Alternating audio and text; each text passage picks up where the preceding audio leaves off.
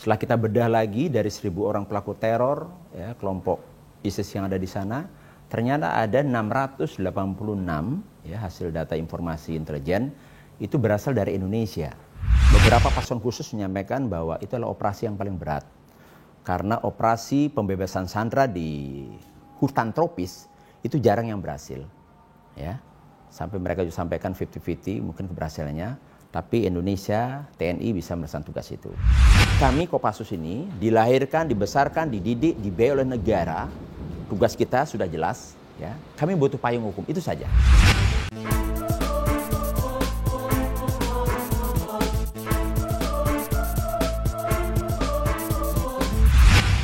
Tentara rakyat, tentara pejuang, tentara nasional, tentara profesional. Salam prajurit. Welcome to podcast Puspen TNI. Sobat TNI dimanapun Anda berada saat ini. Saya harap kabar kita semua tetap semangat dan sehat tentunya. Sobat Puspen, saat ini sudah hadir bersama saya seorang prajurit TNI yang luar biasa. Dengan ciri khas baret merahnya yang sejak dahulu terkenal. Telah hadir bersama saya Danjen Kopassus, Mayor Jenderal TNI Nyoman Santiasa. Swastiastu Bapak. Om Swastiastu. Apa kabar Bapak? Baik. Alhamdulillah. Sehat dan tentunya semangat ya Pak ya. Harus sehat. Kopassus itu harus tetap Kopassus. siap. Komando. Ya, komando. Wih, pasukan terkenal bahkan di seluruh dunia ya Pak ya. Ya. Berbicara tentang terorisme sudah tidak asing lagi bagi kita semua, bahkan di seluruh penjuru dunia. Terorisme ini merupakan suatu perbuatan kekerasan, bahkan ancaman yang dapat menimbulkan korban jiwa, baik pribadi, golongan, maupun kematian secara massal. Masih melekat di ingatan kita semua, terorisme yang terjadi di belahan bumi. Di Indonesia, yaitu pada tahun 2000, di mana saat itu Bursa Efek Jakarta dan juga bom Natal. Dilanjutkan dengan bom Bali. Bahkan banyak kejadian-kejadian yang menguras air mata. Nah, saat ini saya akan berbincang-bincang secara ringan. Kebetulan Danjen Kopassus, beliau banyak punya pengalaman untuk mengatasi secara langsung tindakan terorisme. Komandan, boleh dong menceritakan sedikit kepada Sobat TNI sejarah perkembangan aksi terorisme di Indonesia. Terima kasih Mbak Lena. Ya. Jadi kalau kita bercerita tentang sejarah perkembangan terorisme untuk di Indonesia, bahwa ancaman terorisme di Indonesia ini sampai hari ini belum selesai. Dan kita lihat masih banyak korban-korban daripada pelaku-pelaku teror yang terjadi di Indonesia. Sehingga mau tidak mau ya, kita harus selalu ya, waspada terhadap perkembangan terorisme yang ada di Indonesia. Nah, menyikapi itu ya, kalau kita perhatikan perkembangan dinamika globalisasi, terorisme itu dikaitkan dengan lingkungan strategis. Itu kalau kita lihat akhir-akhir ini mereka sekarang sudah terpojok di Timur Tengah, di Suriah, ya, di mana ada sekitar 41.000 ya, pelaku teroris di sana. Mereka terdesak dan dibagi 2 camp, mereka tertawan, dan 1.000 orang itu ada dari Asia Tenggara. Setelah kita bedah lagi dari 1.000 orang pelaku teror, ya, kelompok ISIS yang ada di sana, ternyata ada 686 ya, hasil data informasi intelijen itu berasal dari Indonesia. Kemudian yang kedua dari perkembangan regional. Ini juga kalau kita lihat tetangga kita, khususnya Filipina, ya, di mana Filipina saat ini berusaha keras berjuang untuk melawan terorisme, ya, dan tidak main-main di sana. Sampai hari ini juga militer di sana terlibat, polisi dan semua komponen di Filipina untuk melaksanakan perlawanan terhadap terorisme. Karena mereka di sana sudah menggunakan alutsista. Teroris itu bukan lagi main-main seperti hanya melakukan bom bunuh diri, tapi mereka sudah melakukan serangan-serangan dengan menggunakan roket, kemudian senjata-senjata berat dan sebagainya. Nah, kemudian masuk ke Indonesia, perlu diketahui bahwa perjalanan sejarah terorisme di Indonesia ini adalah perjalanan sejarah yang sangat-sangat kelam. Diawali pada tahun 81, mungkin Mbak Lena monitor, ada kejadian pembajakan pesawat DC-9 di Don Muang, Thailand, di mana warga negara Indonesia, ada 48 orang di sana, disandra, dibajak oleh kelompok teroris yang pada saat itu melaksanakan penerbangan dari Jakarta, Palembang, kemudian ke Medan rencananya, ternyata dibajak. Kemudian tahun 96, 90-an juga terjadi penyanderaan. Mungkin monitor ada tim Lawrence, tim pencinta alam di Irian Jaya pada saat itu juga ada penyanderaan. Kemudian tahun 2000-an yang tadi Mbak Lena sampaikan, ada bom Bali 1, bom Bali 2, itu hampir 200-an warga negara Indonesia dan juga dari beberapa warga negara asing yang diserang oleh bom di sana. Kemudian tahun 2010-an, itu mungkin Mbak Lena monitor, ada kejadian pembajakan kapal Sinar Kudus, karena kebetulan pada saat itu saya juga sebagai komandan Satuan 81 di Gultor. Kemudian di Indonesia juga ada kejadian penyanderaan ataupun serangan-serangan terhadap pos-pos aparat keamanan.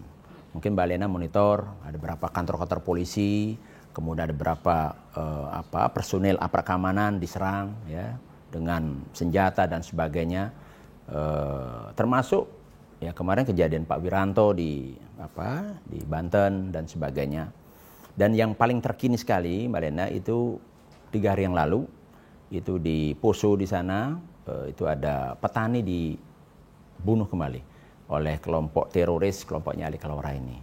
Mereka melakukan tekanan-tekanan terhadap masyarakat yang ada di Poso di sana. Jadi mereka tuh sistemnya hit and run. Jadi mereka menangkap atau menyandra masyarakat, kemudian dia butuh logistik, butuh makanan. Masyarakat ini diancam dan sebagainya, kalau tidak menyerahkan makanan ataupun logistik itu dibunuh di sana. Dan nggak main-main, mereka membunuh itu dengan sadis. Semua modusnya itu dengan potong leher. Nah, di sana ada petani atas nama Agus itu sedang melaksanakan kegiatan di kebun dan sebagainya. Ternyata mereka di sana dibunuh dan korban itu jenazahnya itu sangat-sangat memilukan. Itu ada sayatan-sayatan di badannya. Jadi sangat-sangat kejam mereka. Jadi masyarakat juga ketakutan di sana, trauma sehingga para keamanan baik TNI dan Polri yang ada di sana, ada Satgas Tinombala itu melaksanakan tugas dalam rangka untuk mengatasi aksi terorisme yang ada di Poso itu mungkin. Pak, akhir-akhir ini kan booming nih Pak, pro dan kontra pelibatan TNI dalam menanggulangi aksi terorisme. Nah, Bapak sebagai Danjen Kopassus, pertimbangan apa yang menurut Bapak mengapa perlunya TNI dilibatkan dalam penanggulangan aksi terorisme? Ini merupakan perintah undang-undang. Jadi di dalam Undang-Undang RI nomor 5 tahun 2018 tentang pemberantasan tindak pidana terorisme disampaikan di sana dalam pasal 43 ayat 1 bahwa peran TNI adalah melaksanakan operasi militer selain perang. Kemudian di ayat 3-nya disampaikan dalam mengatasi aksi terorisme ini itu dijabarkan dalam peraturan presiden yang saat ini sedang digodok oleh Kementerian Politik Hukum dan Keamanan Polhukam dan sudah masuk ke DPR, mudah-mudahan menjadi payung hukum untuk TNI. Kemudian yang kedua, ini sejarah perjalanan daripada terorisme di Indonesia. Jadi dari mulai terjadinya aksi pembajakan pesawat DC-9 Woyla di Don Muang, Thailand, itu TNI sudah dilibatkan dalam rangka untuk operasi pembebasan sandera. dan berhasil dan sukses. Ya. Kemudian yang kedua, operasi pembebasan tim Lawrence yang ada di Irian Jaya. Juga sama, bagaimana TNI dilibatkan dalam operasi pembebasan sandera, dan kebetulan saya juga ikut terjun langsung pelaku di sana pada saat itu. Saya masih Letnan 1. Kemudian yang ketiga, terjadinya pembajakan kapal motor Sinar Kudus. Ini di perairan Somalia. Dan itu juga pada saat itu tahun 2010 saya masih menjabat Komandan Satuan 81 Penanggulangan Teror. Ya. Kita melaksanakan tugas bersama Komandan Detasemen Jalaman Ankara, sehingga pada saat itu betul-betul operasi yang sangat-sangat sulit, ya, di mana pada saat itu dipimpin oleh Mayor Jenderal Marinir Alvan dan Doni Monardo pada saat itu. Kemudian pada saat itu saya ikut terlibat merancang operasi itu bersama dengan Komandan Detasemen Jalaman Ankara pada saat itu, menyiapkan pasukan untuk melaksanakan tugas-tugas ke Somalia. Dan pada saat itu juga saya rasakan operasi kita harus rahasia. Memang pada saat itu Bapak Presiden memerintahkan kepada Danjen Kopassus, pada situ Bapak Mayor Jenderal TNI Ludik Paulus, memerintahkan kepada saya, Komandan Satuan Anti Teror, bahwa operasi ini tidak boleh keluar kemana-mana beritanya. Jadi yang tahu, ya, melaksanakan operasi pembebasan adalah hanya kamu, ya, dan saya. Kejadian aksi-aksi teror yang di Indonesia, yaitu di Poso, ya, bagaimana pada saat itu Santoso melakukan serangan-serangan aksi teror, ya, di daerah Poso dan melakukan pembunuhan kepada rakyat, ya, masyarakat maupun aparat, ya. Kemudian yang ada juga di Banti, di Tembagapura juga sempat kejadian, ya, 2018 pada saat itu ada warga masyarakat Papua di sana, ya, sempat disandra sehingga TNI harus dilibatkan di sana untuk melaksanakan tugas. Kemudian yang lain, kalau kita lihat di negara tetangga kita, khususnya Filipina, itu sudah jelas-jelas, ya, militernya tuh masuk melaksanakan tugas operasi mengatasi aksi terorisme. Di sana tuh yang bergerak adalah armed forces-nya Filipina. Jadi militernya langsung untuk melaksanakan tugas, ya. Dan sampai saat ini mereka terus berjuang untuk menyelesaikan aksi-aksi teror yang ada. Yang lain juga, ini ada beberapa negara, itu semuanya rata-rata melibatkan tentara, melibatkan militer. Kita lihat Australia. Australia itu di sana pasukan khususnya juga ikut. Ada namanya Tactical Assault Group, West and East. Mereka terlibat dalam operasi pembebasan atau operasi aksi teror di sana. Kemudian di Singapura juga. Jadi begitu banyak, ya, contoh-contoh bahwa militer itu sudah ikut memperkuat, membantu, melindungi rakyatnya ataupun warganya terhadap aksi-aksi teror yang ada sehingga mau tidak mau kita harus hadir. Negara ini harus hadir, Mbak. Negara itu siapa? Ya TNI. TNI itu siapa? Ya diantaranya kami Kopassus untuk siap melaksanakan tugas melindungi rakyat Indonesia ini. Komandan, ini masih terkait dengan rancangan peraturan presiden. Itu pasti menyinggung soal isu HAM. Sebagai seorang Danjen Kopassus, bagaimana Komandan menyikapi hal tersebut? Jadi masalah HAM, ya, yang menjadi momok saat ini, banyak orang pro dan kontra dan memperdebatkan bagaimana kalau TNI nanti ikut mengatasi aksi teror seperti apa, ya. Perlu diketahui bahwa saat ini, ya, Mabes TNI, Mabes Angkatan Darat, ya, untuk pendidikan atau sekolah-sekolah di satuan-satuan di jajaran itu dirindam-rindam sekarang itu sudah masuk dalam kurikulum pendidikan di rindam-rindam tentang materi pelajaran HAM dan humaniter. Jadi prajurit yang baru masuk itu dari awal sudah diberikan tentang pembekalan bagaimana kita melaksanakan tugas di operasi, bagaimana masalah kombatan dan non kombatan di sana. Kemudian yang kedua juga di satuan-satuan, Mbak, di Batlon itu sekarang itu ada perwira hukum yang langsung bersentuhan dengan prajurit. Mereka di sana melaksanakan pembekalan, penataran, ceramah, ya, bagaimana kita sebagai aparat TNI ini khususnya, ya, perkeamanan dalam melaksanakan tugas harus mengerti tentang hak asasi manusia, bahwa setiap manusia itu punya hak hidup dan sebagainya. Dan yang paling penting lagi, Babinkum saat ini sudah mengeluarkan buku perintah Bapak Panglima TNI. Ini ada namanya buku pedoman tata cara melaksanakan pertempuran sesuai dengan hukum humaniter internasional. Ya, ini mungkin bisa di shot sebentar ya. Inilah buku pedoman kita sebagai prajurit TNI untuk melaksanakan tugas di lapangan. Jadi kalau orang banyak menyaksikan kalau seandainya TNI terlibat hal-hal seperti mengatasi aksi teror, ya kita sudah ada pedomannya bagaimana memperlakukan musuh-musuh negara ini, ya karena memang semua manusia punya hak asasi manusia. Kemudian dalam melaksanakan tugas, ya penindakan pemberantasan terorisme itu kalau kita melaksanakan tugas itu kita juga sesegera mungkin menyerahkan ke pihak polisi. Mungkin Mbak Lena pernah dengar kita ikut terlibat dalam tugas-tugas di Poso atau mungkin di beberapa daerah, ya di Papua di sana, ya. Kita selesai melaksanakan tugas, kita serahkan ke polisi. Mereka yang melaksanakan tindak penegakan hukum itu. Jadi karena itu masyarakat, ya kita serahkan kepolisian. Gitu. Kemudian yang paling penting sekali adalah bahwa penggunaan TNI oleh Bapak Panglima TNI ini sudah seizin Bapak Presiden Republik Indonesia. Saya yakin Bapak Panglima TNI mengerahkan TNI kemanapun tugas.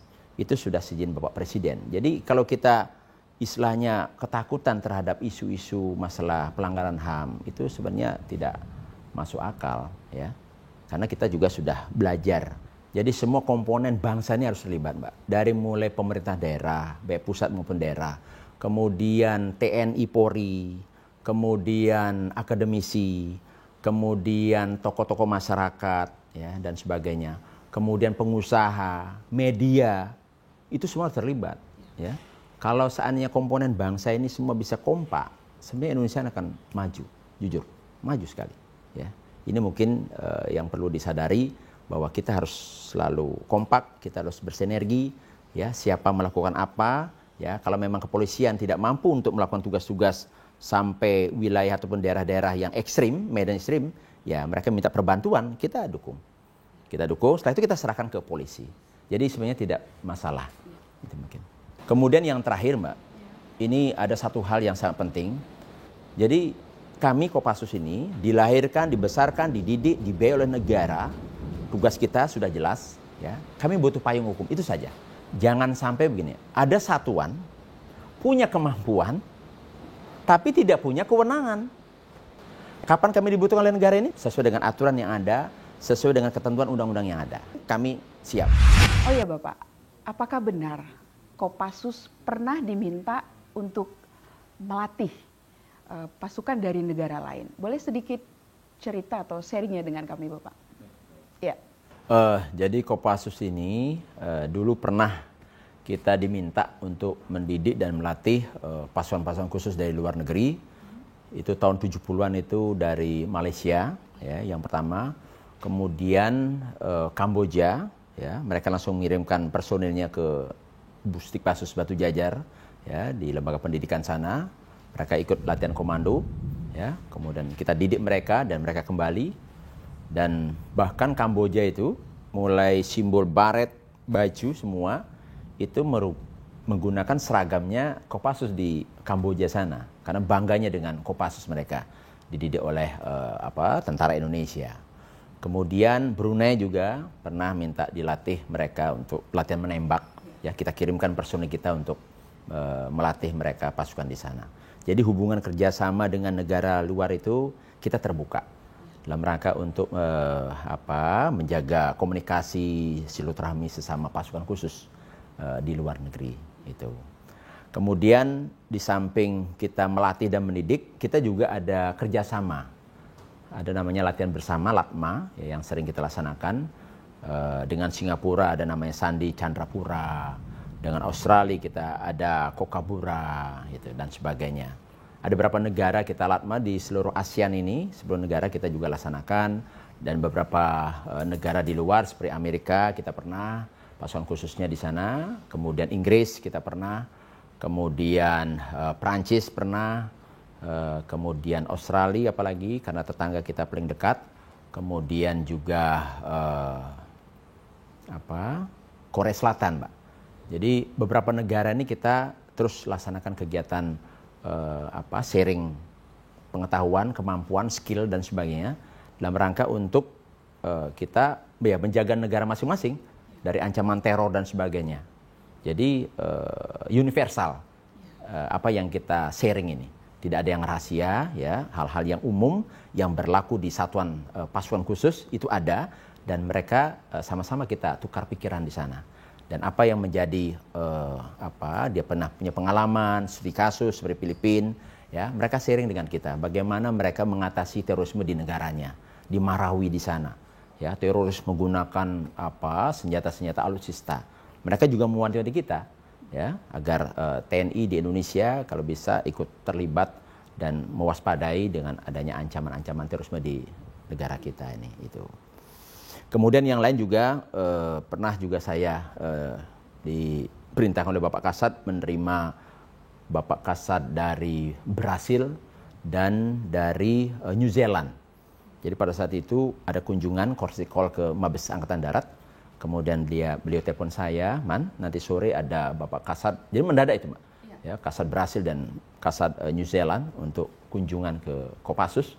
Dan ternyata setelah kami terima di sini, beliau menyampaikan bahwa pasukan khususnya ingin belajar sharing dengan pasukan khusus Indonesia atau Kopassus ini. Sobat Podcast Puspen TNI, tidak perlu diragukan lagi, Kopassus harus memiliki kemampuan fisik yang jauh lebih unggul, bahkan di atas rata-rata prajurit TNI lainnya. Boleh Pak disampaikan kira-kira seperti apa Pak? Lebih spesifik lagi.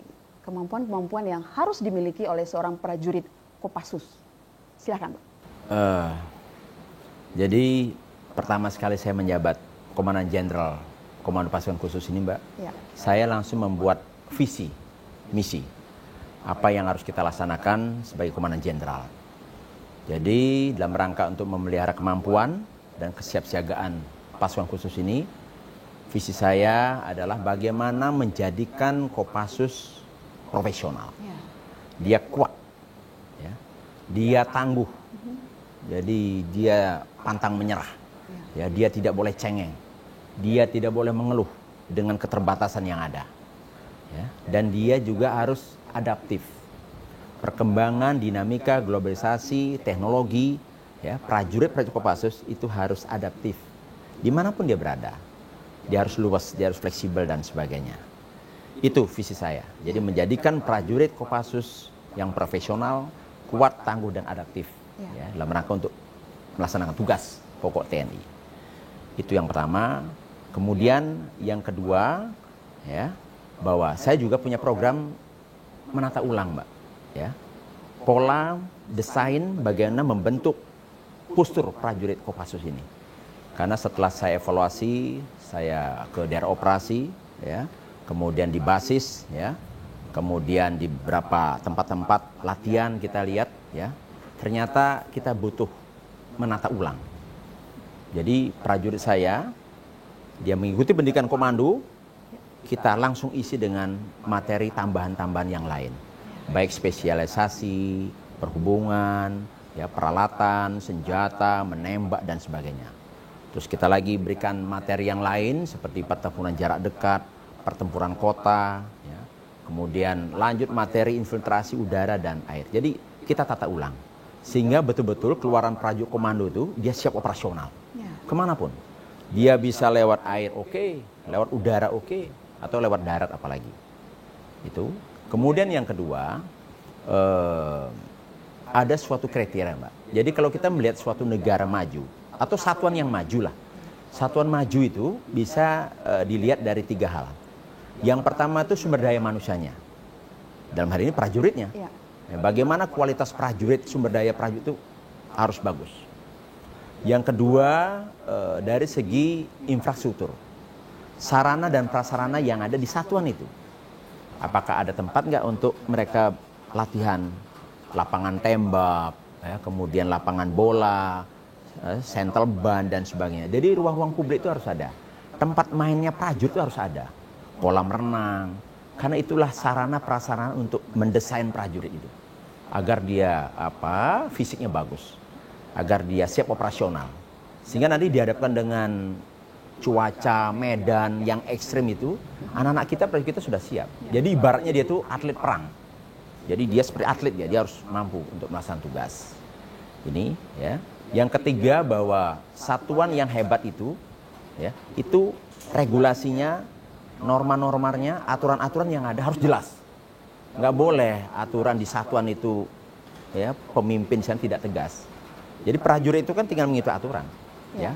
Makanya dalam kaitan ini juga ya kita butuh payung-payung hukum dalam melaksanakan tugas. Ya, makanya ada proses rancangan peraturan presiden ini dalam mengatasi aksi teror ini juga ya kita butuh payung hukum. Ya. Jangan sampai anak-anak kita melaksanakan tugas itu tidak ada yang melindungi. Ya. Mereka juga anak-anak kita ya warga negara Indonesia dan kemudian dia jadi tentara dan dia harus melindungi, menyelamatkan Indonesia ini.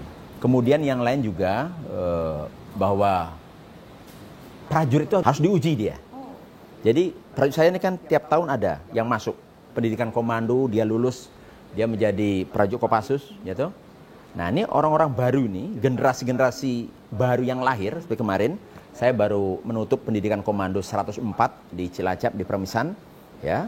Mereka sudah saya ajak mereka bahwa kita harus satu visi, satu misi untuk melaksanakan tugas, ya, menjaga kedaulatan negara ini.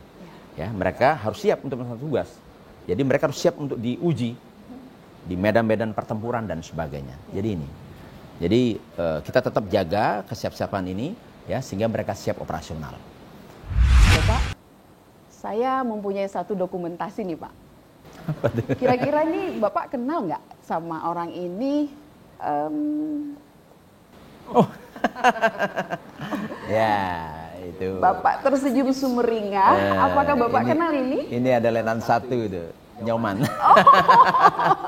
Ternyata Bapak sendiri. Ya. Nah, Bapak pangkat Bapak di sini masih Letnan 1. Wow. Ya, tahun 96. Letnan 1 tahun 96. Ya. 96 saya masih sekolah. Komandan, terima kasih atas bincang-bincang kita kali ini. Semoga apa yang menjadi visi dan misi Bapak sebagai Danjen Kopassus dapat terwujud dengan tentunya harapan dari seluruh lapisan masyarakat di seluruh Indonesia, bahkan di dunia. Kopassus semakin maju terus, profesional, dan tentunya seluruh prajurit Kopassus yang di bawah kepemimpinan Bapak selalu sehat, semangat, dan dalam lindungan Tuhan Yang Maha Esa. Terima kasih Bapak, sampai jumpa di lain kesempatan. Om Santi Santi Santi Om. Demikian Sobat Podcast Puspen TNI. Jangan lupa like dan subscribe di bawah ini demi kemajuan channel kami. Salam Merah Putih. Komando.